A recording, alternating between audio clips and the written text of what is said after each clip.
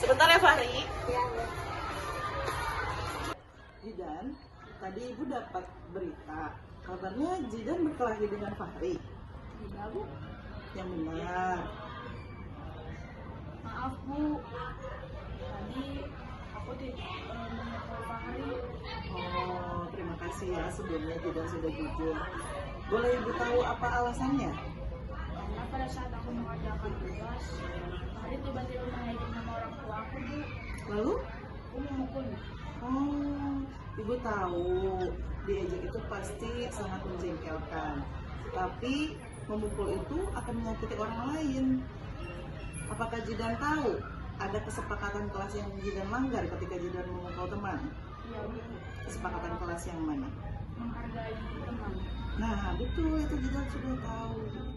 Ya, apa rencana Jidan sekarang? Minta maaf kepada Fahri. Jidan sudah berbesar hati untuk minta maaf, mau minta maaf. Apakah Jidan mau ibu antar untuk meminta maaf kepada Fahri? Tidak usah Bu. Terima kasih. Oke Jidan, kalau seandainya besok-besok terjadi lagi ada teman-teman yang mengejek Jidan, apa yang akan Jidan lakukan? Aku akan melaporkan kepada Ibu. Nah, itu akan lebih baik dibanding kita melukai orang lain. Bisa melakukan seperti itu? Bisa Bu. Oke, ibu yakin Jidan akan berubah jadi lebih baik. Terima kasih Jidan sudah mengakui kesalahannya. Jadi ulangi ya. Ya.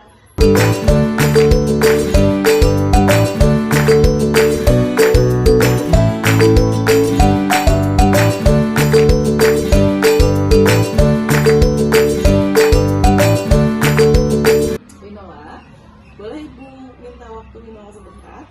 Boleh Bu. Tadi di kelas ibu perhatikan sepertinya Winola tidak mengerjakan PR ya. Iya Bu. Boleh ibu tahu alasannya kenapa? Jadi karena saya pengen mau kerjaan, tapi karena lupa waktu dan karena saya jadi ingin mengerjakan PR. Oh, jadi sebenarnya kamu sudah ada niat untuk mengerjakan. Hanya kamu terlalu asik memainkan handphone. Ibu tahu memainkan handphone itu kan menyenangkan, tapi kita harus tahu waktu, jangan sampai berlebihan seperti itu. Apakah Winola tahu ada kesepakatan kelas yang dilanggar ketika Winola tidak mengerjakan PR? Ada Bu, Yang mana? kita harus mengerjakan tugas tepat waktu. Nah, betul. Jadi apa rencana Winola ke depannya? Mengerjakan tugas tepat waktu dan tidak ditunda-tunda lagi. Nah, sebaiknya seperti itu agar kita tidak lupa. Mungkin Bisa diperbaiki. bisa Bu. Baik, ibu harap ke depannya Winola bisa mengerjakan tugas dengan tepat waktu ya, dan tidak mengulangi kesalahan yang sama. Oke, sekarang Winola boleh kembali ke kelas. Terima kasih Winola. Sama-sama Bu.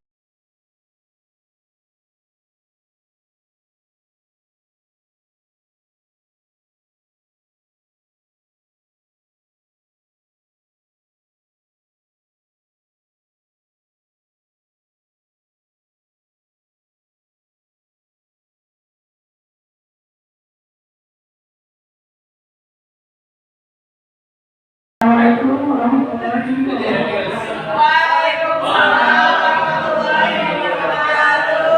Ya, alhamdulillahirrahmanirrahim. Mari kita panjatkan puji dan syukur kehadirat Allah Subhanahu wa taala di mana kita dapat berkumpul dalam acara kongres seru bersama tadi. Alhamdulillah, puji dan syukur kehadirat Allah Subhanahu wa taala di mana kita dapat berkumpul dalam acara kongres ini. Ibu Bapak, kepada yang terhormat, Ibu Kepala Sekolah SD Mandiri 1, Ibu M Koordinasi MPD yang berhalangan hadir, kepada Bapak Ketua Kombel Pausek Cahyadi Kurnia SPDI, dan kepada Ibu Bapak Guru yang saya banggakan. Pertama-tama mari kita baca Bismillahirrahmanirrahim untuk memulai acara kali ini. Bismillahirrahmanirrahim. Pertama-tama kita mau langsung aja materi.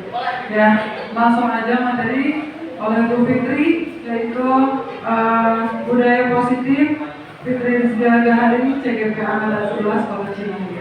Silakan Bu Fitri. Terima kasih Ibu MC.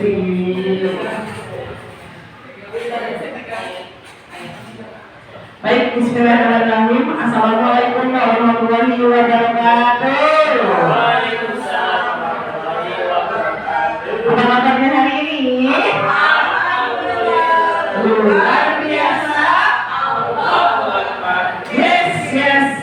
Alhamdulillah alamin. Hari ini kita masih diberikan peluangan waktu, kesehatan untuk sama-sama berada di tempat ini dalam rangka mengikuti kegiatan komunitas belajar yang kita cintai ini, Komunitas Belajar Bersama Mentari. Alhamdulillah hari ini saya berkesempatan untuk memaparkan materi terkait dengan budaya positif.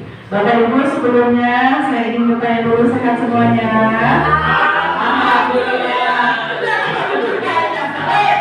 Tadi gitu ya? Iya, nggak apa-apa. Masih semangat ya di jam-jam segini ya? Masih. Insya Allah nih, kurang lebih ada beberapa hal yang perlu saya sampaikan. Tapi di sini saya ingin menyampaikan dulu, tidak ada maksud untuk menggurui, kita sama-sama belajar bersama-sama. Kita kupas tuntas nih seperti apa sih budaya positif itu, terutama pelaksanaannya di lingkungan sekolah. Sudah siap Bapak Ibu? Siap. Agar konsentrasinya tertentu lagi, khawatirnya tadi sudah ada yang ngantuk-ngantuk, sudah ada yang berencana kemana. Nah, kita mau ada ice breaking dulu. Bisa habis siap ya? Bapak Ibu mau izin boleh berdiri semuanya. Kalau bisa berhadapan. Pasnya. Berhadapannya di halaman meja, tapi kayak misalnya Bu Mega sama Bu Nina,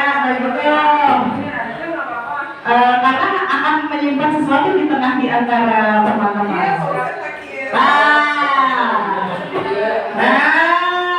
Nice.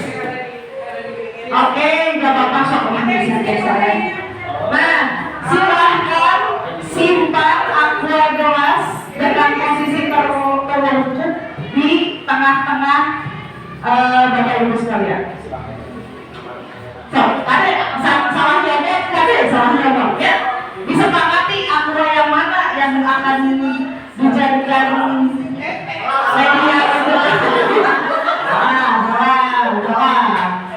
Bapak Ibu yang perhatian, ketika saya bilang sikut, Bapak Ibu bilang sikut. Pegang sikut. Bebas kanan kiri, satu aja. Ketika saya bilang sakit, Bapak Ibu pegang perutnya jadi kesakitan. Ketika saya bilang sekat, tutup matanya gini. Dua-duanya. Ketika saya bilang sikap, silahkan cepat-cepat ambil barang yang ada di tangan Bapak Ibu.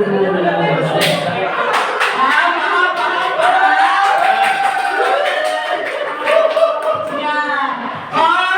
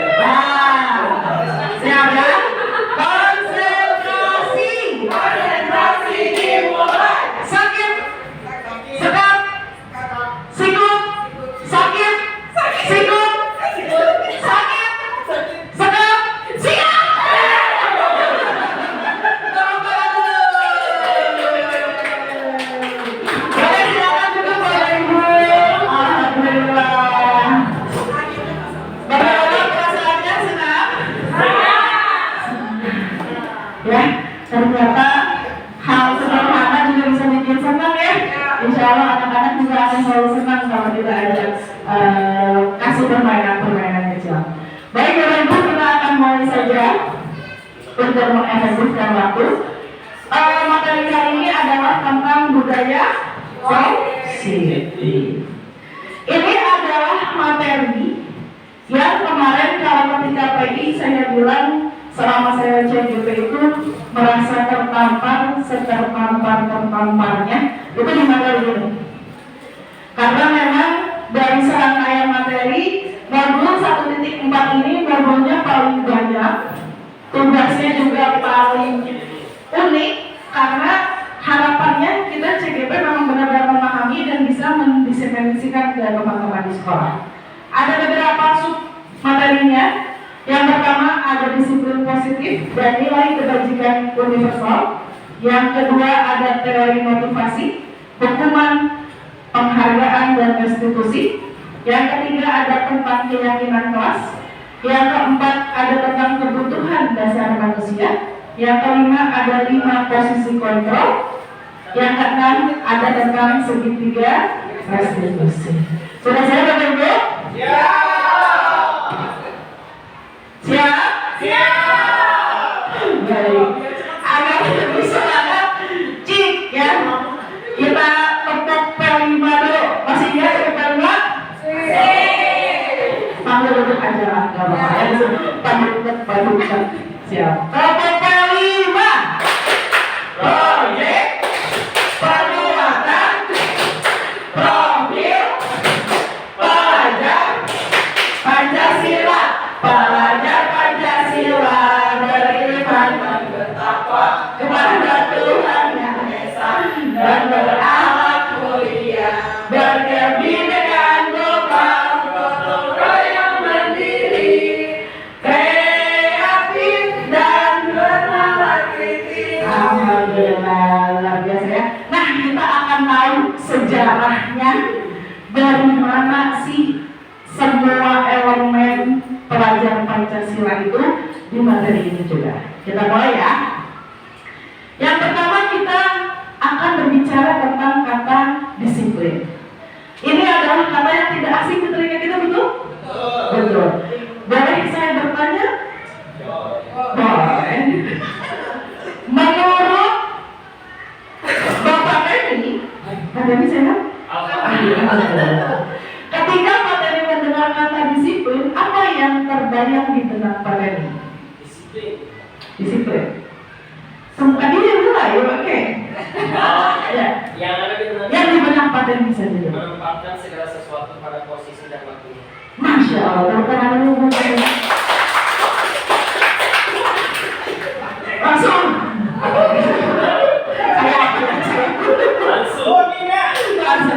Coba kita kelihatannya ada yang ingin menyampaikan pendapat nih. Begini Pak ya, saya berbeda ingin mengungkapkan. Begini, kalau melihat dengan kata disiplin, apa yang terbayang di benak Bunda? Karena disiplin, sama segala sesuatu itu tepat waktu, beres, terus awal sampai akhir tepat waktu, beres dan selesai. Luar biasa teman-teman. Ada pikiran saya itu, ya. Baik Bapak Ibu, jadi disiplin itu berasal dari bahasa Latin. Dari kata disiplina yang artinya belajar. Ya, disiplin itu membuat orang menggali potensinya menuju sebuah tujuan. Tapi nih ada yang bergeser nih makna kata disiplin itu, karena di dalam budaya kita maknanya itu jadi berubah menjadi sesuatu yang dilakukan pada orang lain untuk mendapatkan kepatuhan. Disiplin itu padahal awalnya kan artinya belajar. Pokoknya kan image sekarang tuh anak yang disiplin pokoknya nurut disuruh menjadi tugas tepat waktu, tepat waktu. Tapi kita tidak tahu benarkah itu sudah ada di dalam dirinya, atau dia hanya takut, atau dia hanya ingin mendapatkan penghargaan, ya kan? Nah itu yang akan kita lihat ya. Kecenderungan umumnya memandangkan kata disiplin itu adalah sesuatu yang tidak nyaman, ya kan? Apalagi kalau dilempar ke anak-anak, kalian itu harus disiplin. Nah, segala bentuk kekarangan akan ada di situ.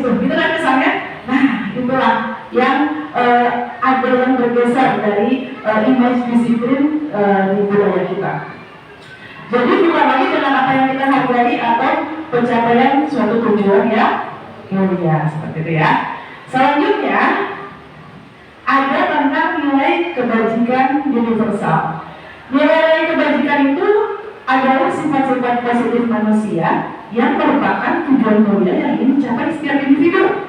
Jadi nilai-nilai baik yang kalau itu dimiliki oleh setiap orang, insya Allah orang ini akan jadi orang yang luar biasa. Nilai yang tersebut bersifatnya universal, lintas bahasa, suku bangsa, agama maupun latar belakang. Nah, ini dia. Jadi negara kita itu tuh menyepakati nilai-nilai kebajikan apa nih? Jadi pendidikan Indonesia tuh kita tuh mau kemana sih? Mau arahnya gitu? Mau sampai di mana sih? Nah, disepakatilah 6 nilai kebajikan ini dengan sebutan profil pelajar Pancasila.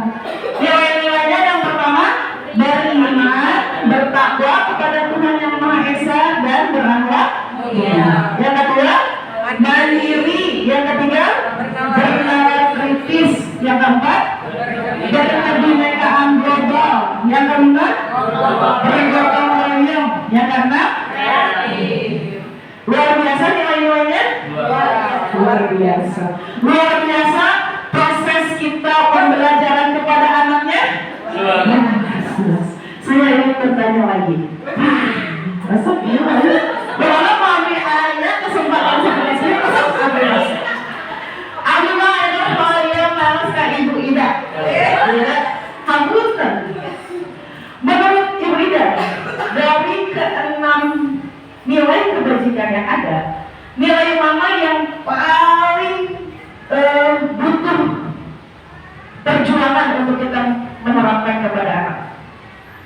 Yang paling sulit ditemui sepengalaman Bu Ida ke anak-anak. Murid diminta untuk push up 15 kali karena tidak menggunakan masker ke sekolah. Hukuman atau konsekuensi? Hukuman. Luar biasa. Pak Ito menggantikan kertas tugas teman yang telah dicoret-coret itu hukuman atau konsekuensi? Konsekuensi Bu. Konsekuensi Bu. Terima kasih. Cek dulu.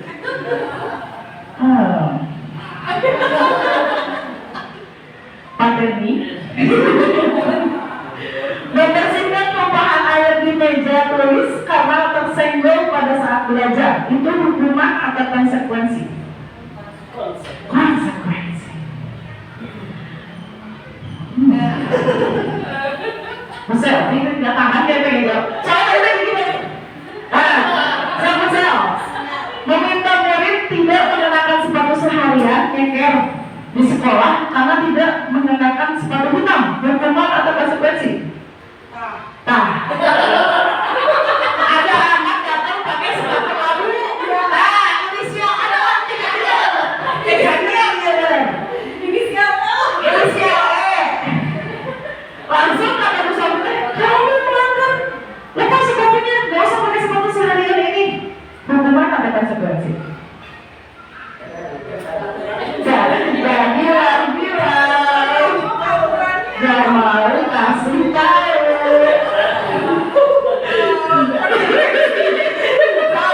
Gak apa-apa, ini mah gak apa-apa ya saya.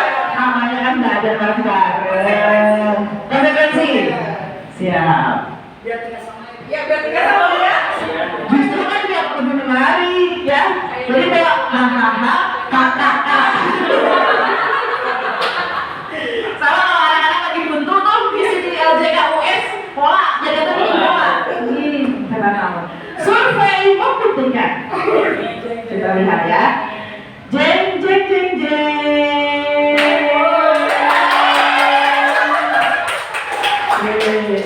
Yang pertama ini meminta anak menulis itu termasuk hukuman, betul.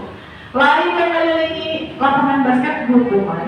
Murid diminta push up karena tidak pakai masker hukuman, menggantikan kertas tugas yang dicoret itu termasuk konsekuensi, membersihkan tumpahan air itu konsekuensi, meminta murid tidak mengenakan sepatu seharian itu termasuknya hukuman. Ini sebenarnya emang sengaja dari Bu Selvi melatih kita kayaknya enggak deh, nah gitu ya apa ini seharusnya hukuman. Jadi Bapak Ibu, adakah yang bisa menyimpulkan oh bedanya hukuman sama konsekuensi itu ini? Boleh? Adakah yang mau berkembang sebelum saya memanggil lagi? Boleh Martina? Tolong angkat dulu dong. Siapa? Perbedaannya kalau itu ada tanggung jawab yang harus dilakukan oleh murid. Oke. Yang melakukan kesalahan. Jadi ada tanggung jawabnya. Kalau hukuman? Kalau hukuman itu sebenarnya hukuman karena tidak melakukan sesuatu Oke. apa ya? Ya karena buat anak jelas. Siap. Ada lagi yang menambahkan? Boleh?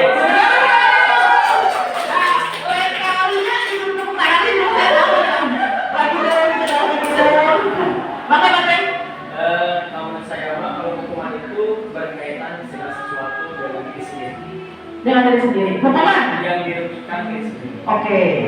Apabila anak tidak mengerjakan A, ya itu hukumannya bagi kamu karena mereka itu kamu juga.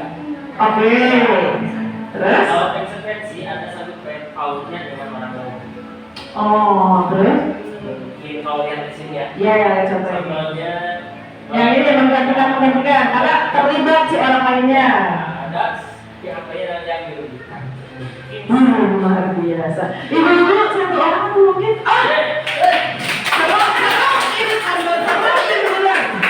Saya kasih bonus konsumsi. Silakan Bu Dina. Kalau hukuman itu erat kaitannya dengan sebuah aturan. Kalau konsekuensi itu lebih datang dari kesadaran diri yang tidak ada hubungannya dengan aturan.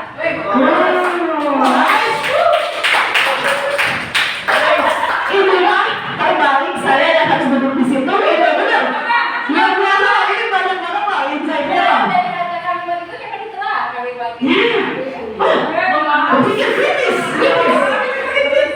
Ada yang mau menanyakan? Yang masih udah kepikiran tapi apa sudah terwakilkan? Ya, luar biasa. Iya. Siap. Saya setuju dengan pendapat Bu Dina bahwa hukuman itu adalah sesuatu yang diberikan Sesuatu yang diberikan, iya. orang lain karena atau dijatuhkan karena tidak melakukan suatu aturan. Oke. Kalau konsekuensi itu ada sebuah berakibat. Oke. Kamu menjatuhkan ini, jadi kamu harus ada Tanggung jawabnya. Masa itu sebagusnya. Saya mau kucing gitu. Kita tepuk hebat dulu untuk Bapak Ibu ini. Tepuk hebat.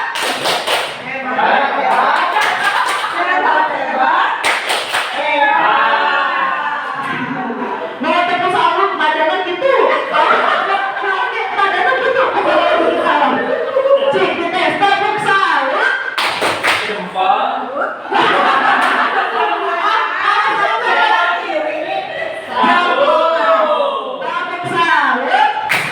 Jempol kanan, jempol kiri. Salut. Oh ya, nice. Berarti lebih bekerja membentuk karakter kita memberi hukuman atau memberikan konsekuensi? Semangat? Semangat? Berarti mulai hari ini setelah kita keluar dari pintu ini, kita harus sangat berupaya ketika anak-anak melakukan kesalahan dan anak-anak yang tadi sakumaha kita kesal mencapai kita anak-anak mulainya gitu deh. Berarti sebisa mungkin kita harus berpikir jernih, menenangkan hati dan pikiran agar apa yang kita ucapkan itu pemberiannya itu konsekuensi, bukan? Semangat? Tepuk tangan dulu ya teman-teman. Insya Allah. Sambut ya. Nah, ini adalah hal yang membuat saya ketika saya membaca, oh iya ya,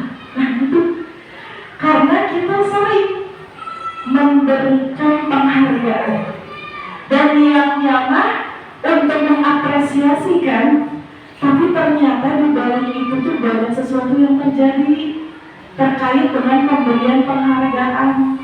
Saya jadi berpikir, oh berarti gimana dong cara saya harus mengapresiasi tanpa menyakiti anak lain. Ini adalah faktanya. Ternyata anak-anak itu sering merasa dihukum oleh penghargaan. Kenapa?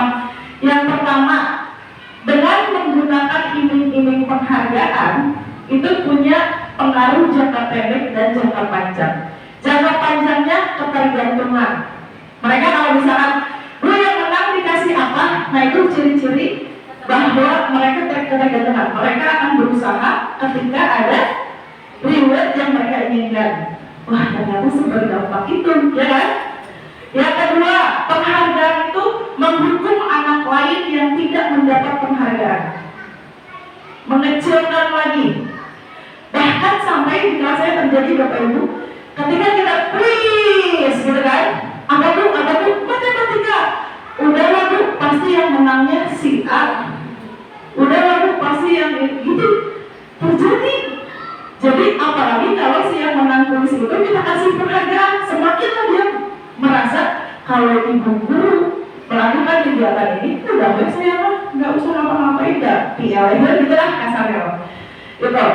Selanjutnya penghargaan mengurangi ketepatan, sama ya dia akan berusaha konsentrasi fokus ketika ada penghargaannya. Kalau nggak mah aneh-aneh. Baru dibacanya banyak, masih banyak soalnya. Penghargaan tidak efektif. Yang kelima, penghargaan merusak hubungan. Pernah dialami nggak? Di kelas, kalau kita sudah mulai kuis dan mereka tahu ada hadiahnya, tim yang melakukan kesalahan itu dimarahin sama temannya. Kamu sih jadi kita kalah, ya enggak? Itu juga salah satu. Lalu penghargaan menurunkan kualitas, penghargaan mematikan kreativitas, penghargaan mengurangi motivasi intrinsik. Jadi, iya juga. Atau gimana kita kalau mau mengapresiasi, itu kan ternyata ada jawaban yang lebih baik dan bisa menyelamatkan anak lainnya. Adalah dengan cara ini. Ada bentuk program kebajikan atau untuk mengapresiasi. Yang pertama, kita bisa memberi pengakuan secara khusus. Yang kedua, beri pengakuan secara pribadi. Nanti ada contohnya ya, kita baca dulu teorinya. Yang ketiga, beri pengakuan kepada semua murid secara bergantian. Ya, kita apresiasi semuanya adil.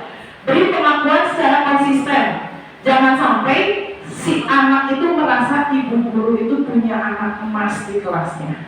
Gak boleh, ya. Jadi kalau yang ini hebat, dikasih tepuk hebat, yang ini hebat, enggak. Usaha nanti jangan seperti itu. Nanti dia merasa, udahlah itu anak emasnya. Bagus pada proses. Nah, ini contohnya. Contoh cara mengapresiasi tanpa merusak teman lainnya. Jadi harus ada kata pembukanya, ada nilai kebajikan di dalamnya, dan ada situasinya. Dan ini juga berlaku untuk kita kepada anak kita. Ketika anak kita bantuin buang sampah pada tempatnya di rumah, anak kecil. Jadi kalau bisa jangan terima kasih Kak, terima kasih Dek, jangan sampai situ. Tapi diterusin, terima kasih Kak karena sudah bantu ibu buang sampah. Terima kasih Dek karena sudah mau gitu kita. Jadi si anak kan tahu, ketika saya melakukan itu tuh saya diapresiasi loh gitu. Yang kedua, ini boleh nanti diksinya disesuaikan dengan kita kepada anak kita ya, nggak ikhlas. Lama nggak bisa, saya menghargai anak, saya menghargai kepedulian nggak bisa. Ya, banyak Saka, terima kasih rasa kamu jawab betul pada saat kamu dia suka meluka banget si Saka.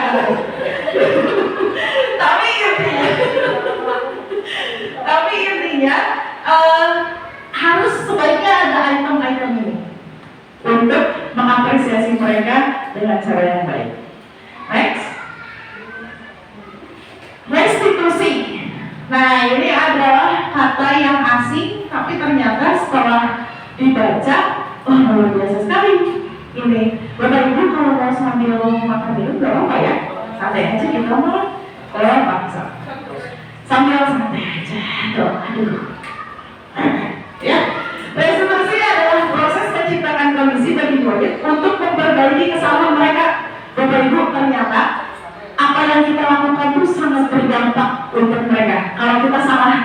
negur kalau kita salah ngasih konsekuensi. Ternyata dampaknya itu sebesar itu. Tujuan restitusi adalah biar anak-anak bisa kembali ke kelompoknya dengan karakter yang lebih kuat. Ini ada ciri-ciri restitusi ya, banyak ya. Tapi siap, warna-warni. Oke. Nah, selanjutnya itu tentang keyakinan kelas. Bapak Ibu pernah ingat kita selalu punya tata tertib kelas? Nah, ternyata peraturan atau tata tertib kelas itu masih boleh, masih bagus, tapi untuk membentuk karakter itu sebaiknya jadi keyakinan kelas.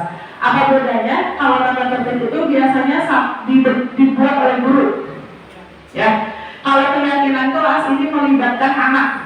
Jadi nanti ditawarkan ke anak-anak, ayo nilai positif apa yang kalian inginkan ada di kelas ini? Jangan ngejek ini. Tulis jangan ngejek. Tulis dulu pertamanya ada bahasa anak. Nanti kita bantu mengubah kalimat negatifnya menjadi kalimat positif. Kalau jangan mengejek teman, berarti kalimat positifnya saling menghargai antar teman, sehingga ketika anak-anak membaca itu selalu hal positif.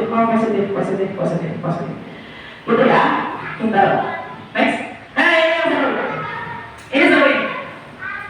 Ini adalah subbab paling seru yang saya pun sampai diri saya tuh terpenuhi gak ya kebutuhan ininya, gitu. Jadi ternyata masing-masing dari kita itu punya 5 kebutuhan dasar. Yang pertama, kebutuhan untuk mendapatkan kesenangan, kebutuhan untuk mendapatkan kebebasan, kebutuhan untuk mendapatkan cinta dan kasih sayang, kebutuhan untuk mendapatkan penguasaan, dan kebutuhan untuk bertahan hidup. Contoh, ini pasti relate. Pernah tidak menemui ada anak yang memukul teman dan dia menghina temannya? Ya. Nah, ketika kita tanya, dia itu jawabannya karena pengen bikin temannya takut, karena pengen dia diakui jadi anak yang paling jago dan berani.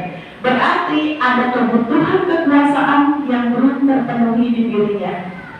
Jadi dia belum selesai. Di rumahnya dia belum dapat itu dari orang tuanya. Kita boleh bertanya sama anak, ada cara lain nggak? Maksudnya, biar kamu dianggap hebat sama teman tuh ada cara lain nggak selain memukul? Kan bisa loh kalau misalkan berprestasi, gitu kan? Dianggap hebat kan sama temannya, punya kekuatan kan? Nah gitu, jadi kita alihkan ke sana. Selanjutnya, pernah lihat ada anak pengganggu di kelas? Wah, tiap hari kita lihat ini, ya. Jadi mereka itu belum tuntas kebutuhan kebebasannya. Jadi mereka belum bisa tenang dan tertib di kelas, ya. Boleh nanti kita tanya, ada nggak cara lain agar kamu merasa bebas tanpa harus mengganggu teman, gitu ya. Selanjutnya, ada pernah lihat menjatuhkan teman yang sedang berjalan di luar sekolah? Iseng. Pas ditanya, kamu kenapa beginiin teman-teman? Enggak, kamu bercanda, gitu kan? Nah, ternyata ada kebutuhan kesenangan yang belum tuntas sehingga dia lakukan di sini. Ada nggak anak yang menyebarkan gosip tentang teman sekelas? Jangan kan ke anak. Gitu ya, anak sekarang udah beda sama kita zaman dulu.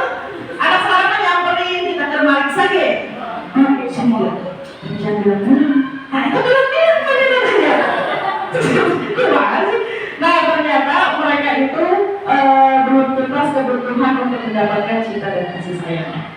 Ya, ini adalah kalimat menopek yang ternyata iya. Jadi anak itu kalau kebutuhan dasarnya sudah terpenuhi di rumah, dia datang ke sekolah itu memang buat belajar. Tapi kalau ternyata tangki-tangki cintanya, kebutuhan dasarnya belum terpenuhi, dia datang ke sekolah itu untuk dicintai. Gitu. Luar biasa kan?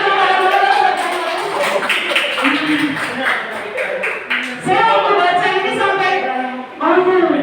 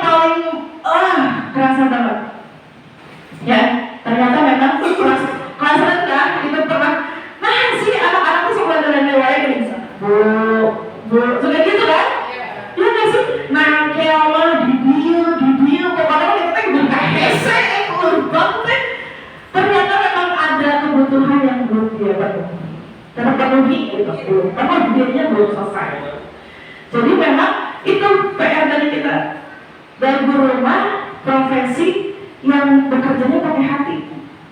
Ya, kita tuh punya target materi, tapi kan kita tuh realitasi anaknya kayak gimana gitu. Jadi sok maka komunikasikan saja baiknya seperti apa. Ya, siap. Ada? Ada. Udah ya baca. Rumah jaga. Ya. Ini tentang 5 posisi kontrol untuk kita menghadapi perilaku menyimpang yang ada pada anak. Yang pertama, kita bisa berlaku sebagai mengambil posisi penghukum. Yang kedua, penghukum itu apa? Tuhan yang apal, kayak gitu. Yang penghukum. Aku mau ngerjain PR, pulang, misalnya gitu ya. Aku Tuhan yang apal, pulang. Tanpa kita memberikan ruang untuk dia menjelaskan. Kumaha lamun bilang ngerjain PR gara-gara dia jagain ibunya yang sakit ketika ayahnya tidak ada di rumah, gitu loh. Maksudnya banyak faktor. Nah, selanjutnya ada posisi pembuat orang merasa bersalah. Pembuat orang merasa bersalah itu harus gini. Ibu kecewa loh. Kok kalian gitu sih? Kalian nggak kasihan sama ibu. Nah, ketika kita menegur anak-anak dengan bahasa itu, berarti kita sedang ambil posisi pembuat orang merasa bersalah. Ada posisi ketiga, yaitu teman. Sebagai teman, ayolah, bantulah, jangan gitulah, bantu ibu lah, kondusif lah. Itu kita memposisikan diri sebagai teman. Kalau pemantau, ini sudah lebih formal. Ojek tahu apa aturannya? Nah, itu pemantau. Jadi dia berjalan, nggak terlalu seperti teman. Dia rasanya formal sama anak. Kalau manajer, ini udah posisi yang paling keren, ya, paling tinggi. Jadi kalau misalkan ada yang aneh-aneh, dia langsung mengaitkan, kita kan udah sepakat bahwa kita itu harus saling menghargai, gitu. Jadi kita balik lagi ke dasar keyakinan kelas yang sudah disepakati, seperti itu. Bapak Ibu yang ngantuk, pernah mengalami yang mana? Mau bertanya ke Bu Mega. Bu Mega pernah mengambil posisi yang mana ketika ada anak yang melakukan perilaku menyimpang? Penghukum pernah. Contohnya kejadiannya gimana? Contohnya kalau misalnya ada kelas suka ada yang asal suka suruh nulis saya berjanji tidak akan menggunakan kata lagi. Terus saya katakan orang tuanya. Nulisnya banyak? Selembar. Oke. Terus membuat orang merasa bersalah juga. Pernah. Yang terpenting dulu deh, biar satu posisi. Ketika mereka melakukan itu kepada anak, berubah nggak sikapnya? Nah, berarti ada posisi yang harus kita ubah nih. Ya nggak?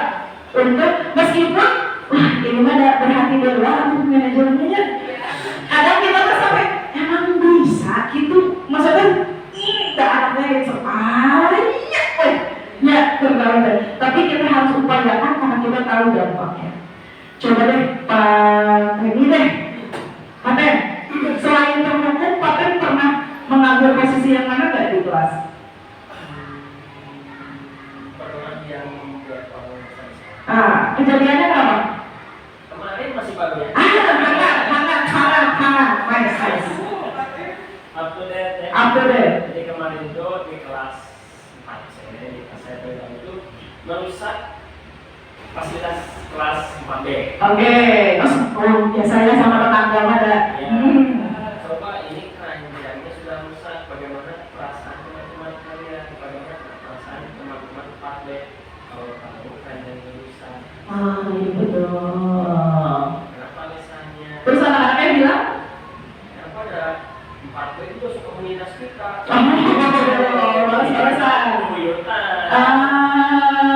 Memang mungkin itu cara mereka mengungkapkan rasa cinta kasihnya ya antar sesama ya dengan physical attack. Iya. Love language-nya physical attack berarti ya. 4C. Oke, Bu Presta, pernah mungkin mengalami tadi penghukum udah membuat pernah mengalami yang ini nggak Bu? Yang teman, pemantau atau manajer? Iya, Yang teman, kejadiannya waktu itu kenapa anaknya Bu? Tapi dulu yang sama. Sakal, nggak tahu. Saya dari kelas 2 sampai kelas 3. Oh 2 tahun ya Bu ya? Iya sampai yang kelas 3 juga yang kamu kan ya sahabat saya. Kamu nggak sayang. Siap. Oke. Siap. Berarti kita sama-sama pernah ya mengambil posisi ini ya, dan kita sama-sama tahu bahwa yang terbaik itu sebenarnya jadi manajer yang kita selalu kembalikan ke keyakinan yang sudah disepakati. Kenapa balikan ke keyakinan? Karena di dalam keyakinan ada kesepakatan anak itu. Maksudnya dia menyetujui si keyakinan itu. Berarti kita mendorong untuk dia bertanggung jawab. Kamu sudah meyakini itu, lakukan. Gitu ya tentang proses terima positif kontrol. Ini ada video, tapi saya rasa dari ceritanya sudah luar biasa paham. Sip. Nah, sedikit lagi Bapak Ibu, ini adalah segitiga restitusi. Segitiga restitusi itu adalah cara terbaik untuk kita membuat anak yang melakukan kesalahan itu, 1, menyadari, 2, tidak mengulangi, dan 3, dia punya rencana kalau itu kejadian lagi harusnya gimana sih? Nah gitu. Yang pertama tahapannya adalah menstabilkan identitas. Jadi menstabilkan identitas itu kita memposisikan diri kita ada sama dia. Ibu tahu kok berbuat salah itu adalah hal yang manusiawi. Jadi kita tuh rendah dulu sama kayak dia dulu. Ya, jangan kamu sih. Nah, nggak boleh kayak gitu. Wayahna, matakna. Ya, wayahna. Gitu. Jangan sampai seperti itu ya. Jangan sampai seperti itu ya. Nah, boleh kita pakai bahasa iya nak, tidak ada kok manusia yang sempurna. Betul. Jadi kita turun dulu, kita nyobain dulu. Lalu langkah selanjutnya adalah kita memvalidasi kebutuhan. Ya, guru bisa bilang kamu bisa saja melakukan hal yang lebih buruk, tapi kamu tidak melakukannya. Jadi kita apresiasi dulu bahwa ada pilihan sikap yang lebih buruk, tapi dia tidak kerjakan gitu. Dia masih bisa paham, gitu ya. Jadi kita validasi. Apakah kamu bisa melakukannya dengan lebih baik besok? Nah, teman-teman, ini mah konsepnya umma musyawarah. Ya, jadi segitiga restitusi ini nada bicaranya itu nada bicara umma musyawarah. Ya, apakah kamu bisa melakukan dengan lebih baik lagi besok? Baik, sok, kayak gitu. Nya, bukan Laos, bukan Mama Sincang, bukan POC, bukan. Ya, inilah konsepnya umma musyawarah. Setelah itu kita bisa lakukan adalah menanyakan keyakinan ini terakhir Bapak Ibu ya. Apa keyakinan yang kita percaya di kelas? Kita balik lagi ya tadi manajer tadi, posisi manajer. Lalu kita tanya lagi, kalau saya ideal itu kayak apa sih memang menurut kamu? Apa sih yang kamu rasakan ketika kamu melakukan itu?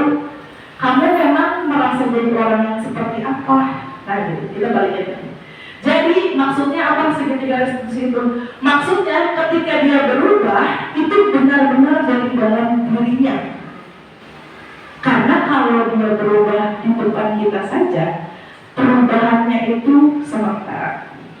Tapi kalau dia meyakini itu salah dan saya harus belum menjadi baik dari hatinya, itu akan cenderung lebih lama perubahannya, bahkan bisa permanen jadi lebih baik. Ya, karena kita itu tidak bisa berubah orang lain. Kata di modulnya, saya lupa kan, cuma ada lagi ya biar statusnya dua, modulnya apa ya?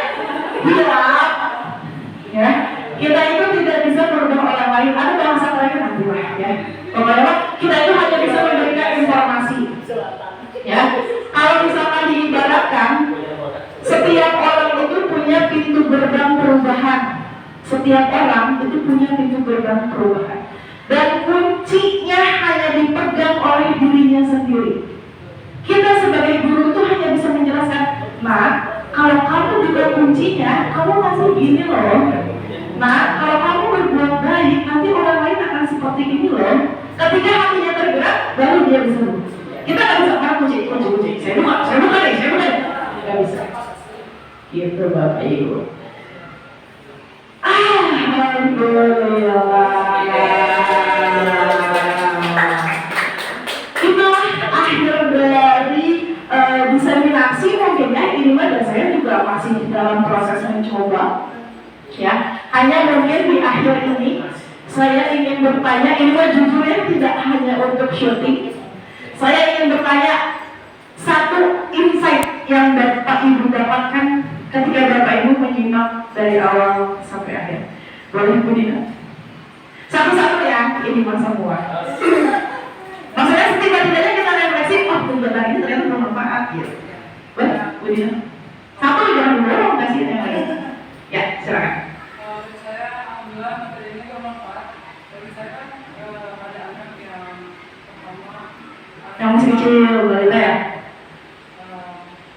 dapat mengerti gitu. Kita yang cinta anak itu berbeda gitu. Oke. Tidak bisa disamaratakan. Ternyata gini ya, lihat dari materi ini, cara anak menghadapi anak itu harus kayak gimana. Tepuk tangan dulu. Boleh dari sini? Soalnya tadi udah siap-siap kamu sini. Saya nih, kita alihkan. Out of the box. Silakan satu hal yang paling terdapat. Yang selama ini saya lakukan ya, ternyata hukuman itu mungkin salah. Jadi yang baik itu adalah konsekuensi yang Konsekuensi. Tangan untuk saya.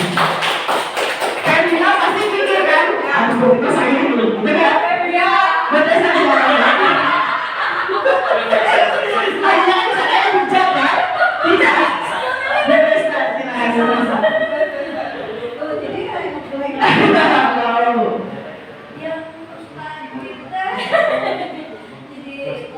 Wow. yang tadi kita jadi itu tentang Hukuman. tapi ternyata ya selama ini jadi misalnya kita nggak sadar maksudnya tadinya pengen mau apa namanya Mendisiplinkan. dia mau supaya dia baik jadi tapi ternyata setelah tidak langsung kok jadi membuat anak itu jadi baik.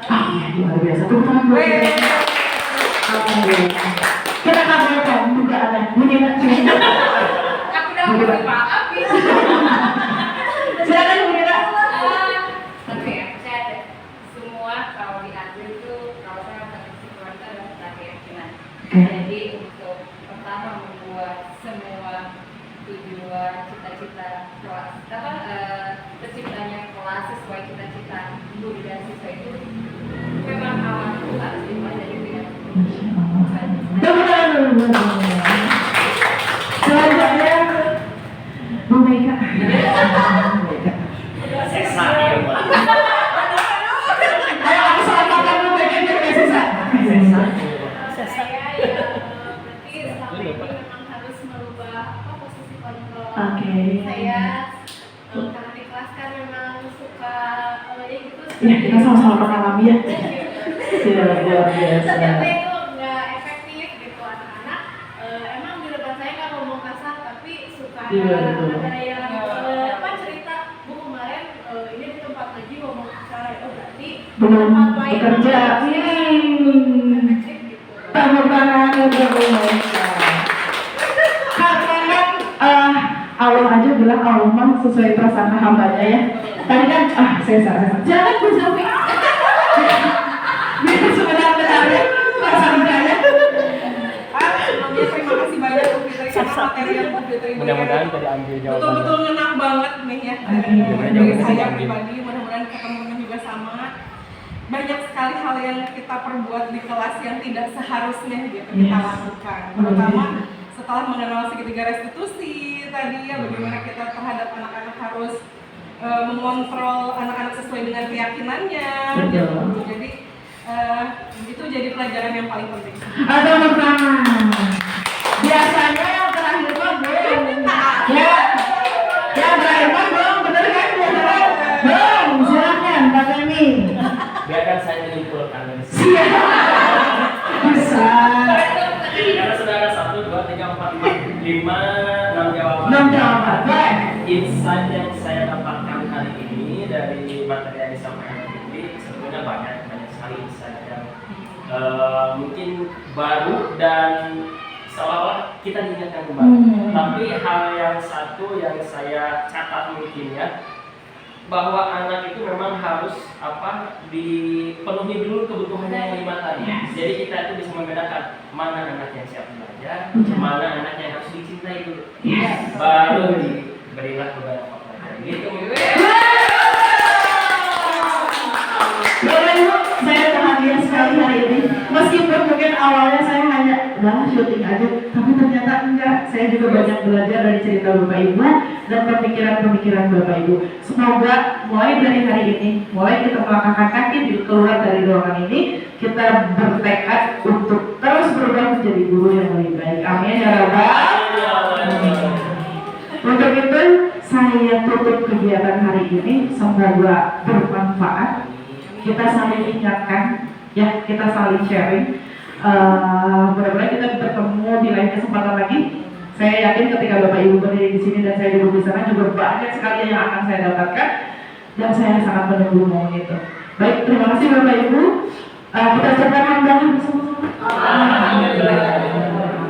Sekian dari saya kembalikan lagi ke Ibu MC.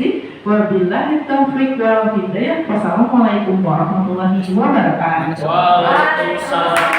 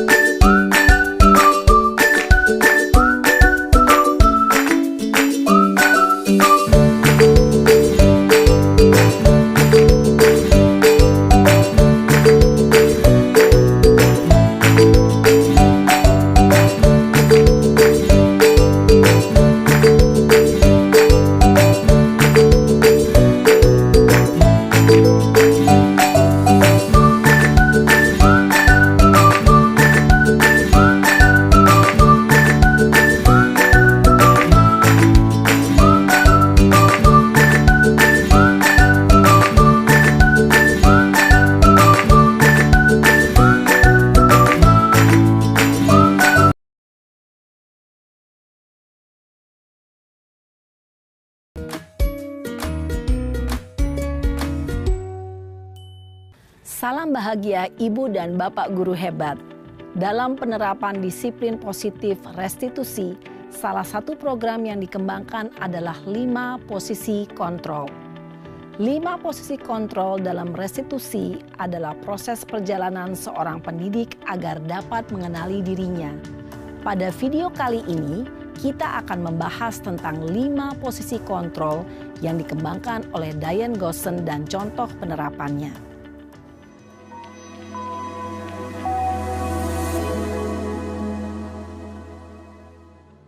5 posisi kontrol itu adalah 1. Posisi penghukum. 2. Posisi pembuat merasa bersalah. 3. Posisi teman. 4. Posisi pemantau atau monitor. Dan 5. Posisi manajer. Untuk lebih memahami kelima posisi tersebut, mari kita saksikan kasus Naren yang terlambat hadir 20 menit di sekolah dan melihat bagaimana kelima posisi kontrol dalam menghadapi masalah tersebut.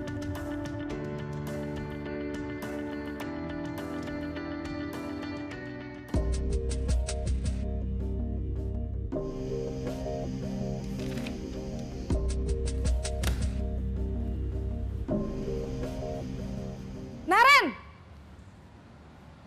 Sini kamu! Selamat pagi, Bu. Selalu terlambat. Kamu deh, pasti terlambat.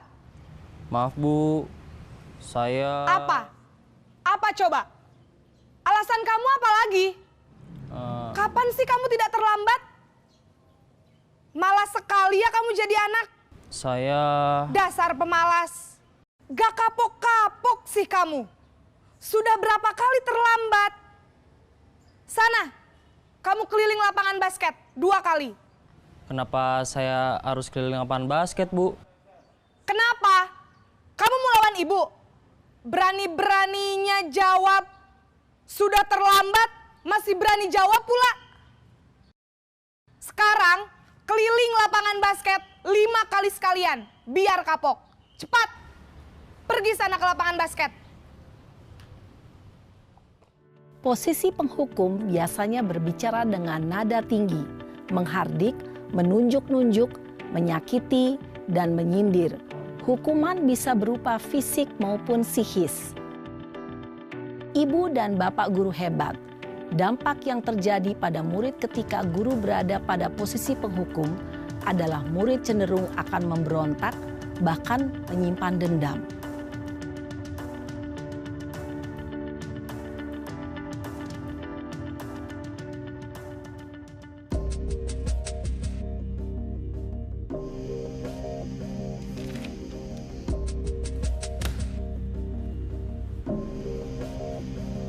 Naren!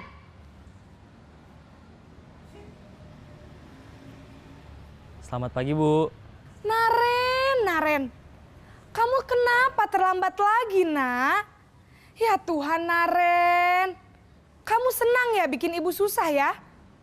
Kalau kamu terlambat lagi, nanti ibu yang ditegur bapak kepala sekolah, Nak. Disangka ibu tidak bisa membina kamu. Duh, gimana ini?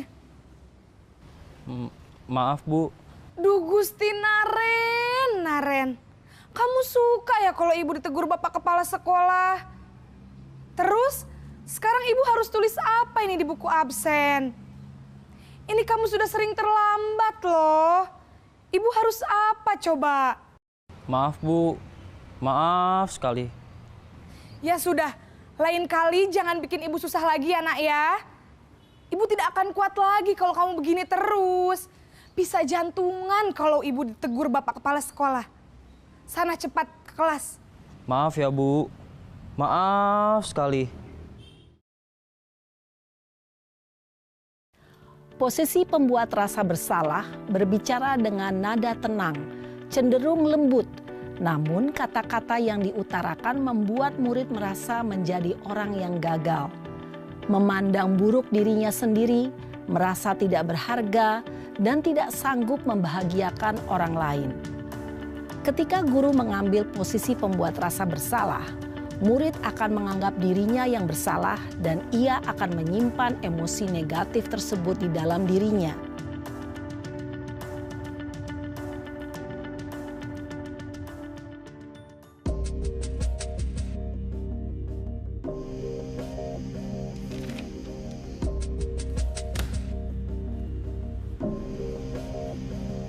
Naren!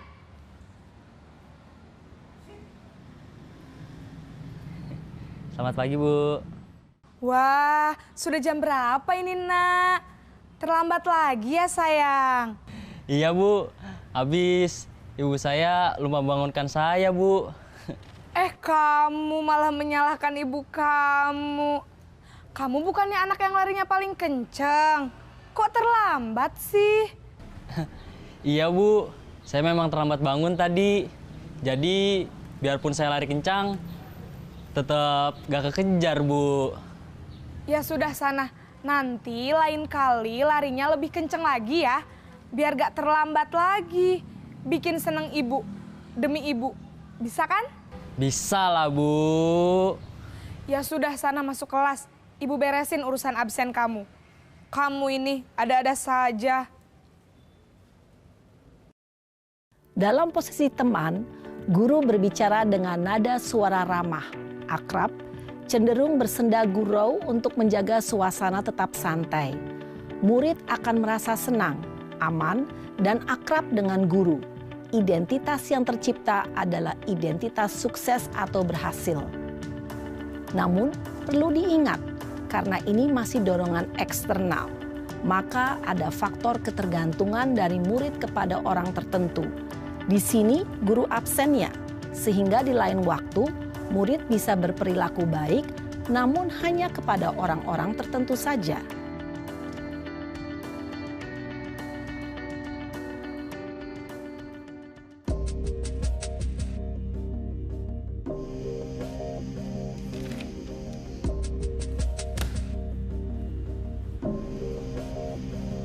Naren!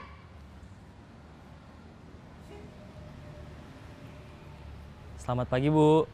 Naren, apa peraturan sekolah kita tentang jam berapa kita harus masuk sekolah, nak? Kita harus di sekolah jam 7, Bu. Iya, betul. Sekarang sudah jam 7.20. Naren sudah tahu konsekuensinya jika terlambat hadir. Paham, Bu. Saya harus tinggal kelas pas jam istirahat selama 20 menit. Iya, benar. Konsekuensinya demikian. Jadi nanti jam 9.30 pas istirahat, kamu harus tinggal di kelas, kerjakan tugas tambahan untuk ketertinggalan kamu, ya? Baik, Bu. Posisi pemantau mengandalkan penghitungan atau data untuk mengontrol murid. Guru mengarahkan murid berdasarkan peraturan dan konsekuensi. Seorang pemantau menunjukkan bahasa tubuh dan ekspresi wajah yang datar dan cenderung formal.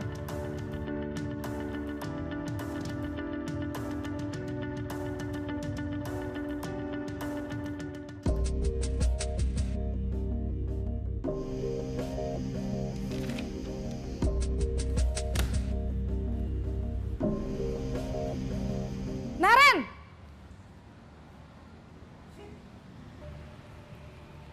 Selamat pagi, Bu. Selamat pagi, Naren. Maaf, Bu. Saya terlambat.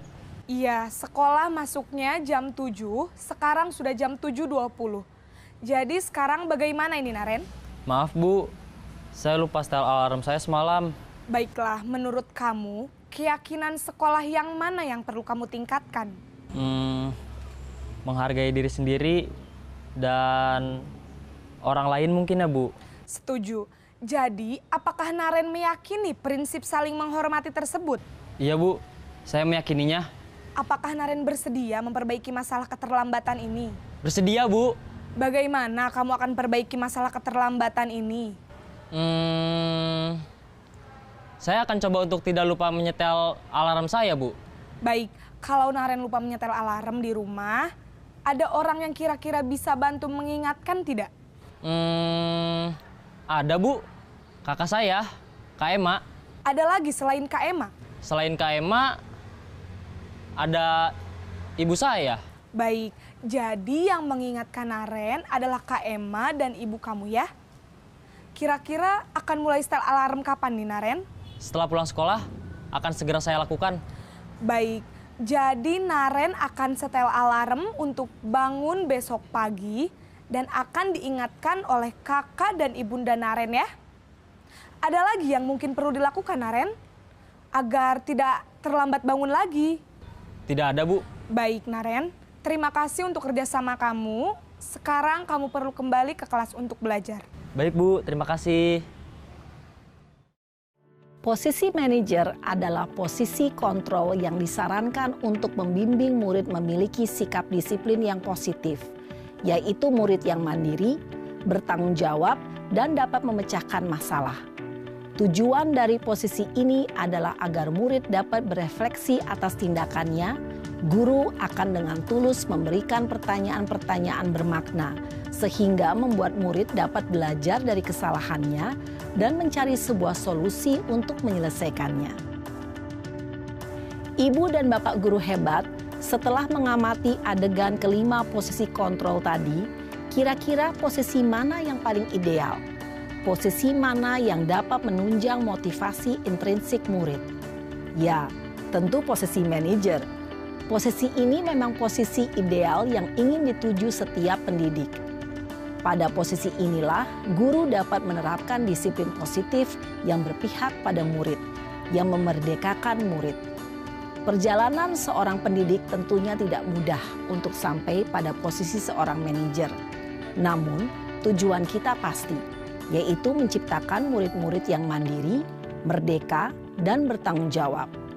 Semoga penggambaran 5 posisi kontrol yang telah diperlihatkan ini dapat menjadi ajang refleksi bagi kita semua, agar dapat terus mengasah dan menerapkan disiplin positif yang memerdekakan murid. Mari terus berlatih dan bersemangat. Selamat menerapkan. Salam dan bahagia, Ibu dan Bapak guru hebat.